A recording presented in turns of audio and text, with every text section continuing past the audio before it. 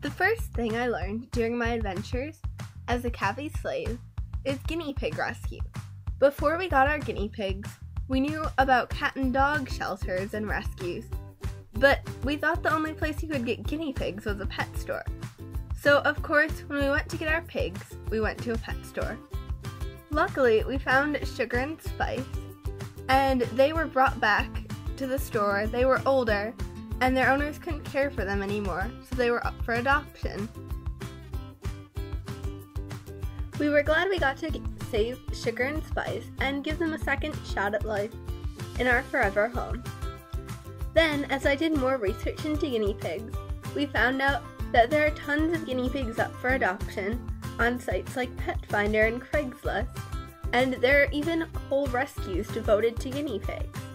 In fact, 2 of the 3 guinea pigs I have now, Mocha and Reese, are from a guinea pig rescue. And I've also been and helped out at an adoption event for that rescue. We plan to volunteer with the rescue more this year, and I'm so glad I now know to adopt, not shop, for all pets, not just cats and dogs. Guinea pig rescue is truly a great thing because there are tons of piggies that need homes. During the over 3 years of me having guinea pigs, I've accumulated a massive amount of toys, chews, hideys, fleece, all sorts of stuff. That's the second lesson I learned. Guinea pigs are so fun to spoil, and buying things for them is really addictive. I love decorating their cage and finding items to make it themed for holidays like Christmas or Valentine's Day, or even just doing a whole theme centered around cupcakes. I love spoiling my piggies, and yes, they are very spoiled, but it's super fun to buy things for them, and I always have a wish list of things I'm planning to get. After all, I think that if you're going to get pets, you make a commitment to give them the best life you possibly can, and I feel confident that I'm doing my best to do that with my guinea pigs. And another lesson I've learned is kind of a funny one, and that is that guinea pigs poop a lot. I mean, you hear people say it, but you don't quite comprehend it until you actually have these tiny 2-pound animals and you see what a mess they've made in their cage after just a day after cage cleaning. I mean, it's like a tornado went through there. For such a small animal, they really do make a lot of waste. Now this lesson I've learned in sort of a bittersweet way, and that is to enjoy things while they last. When you're rescuing guinea pigs, you don't know, they could be older, they could have previous health issues, or even when you buy a guinea pig from a pet store, there's a big chance that they could be ill. So you have to savor every day you get with these tiny little animals.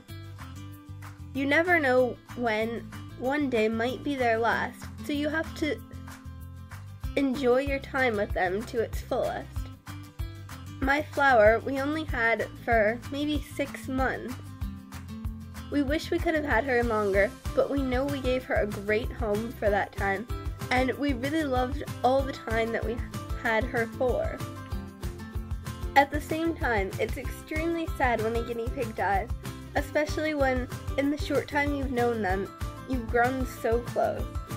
But also, it's their way of opening up another spot in your heart, for you to give another guinea pig a loving home, just like you did for that previous pig.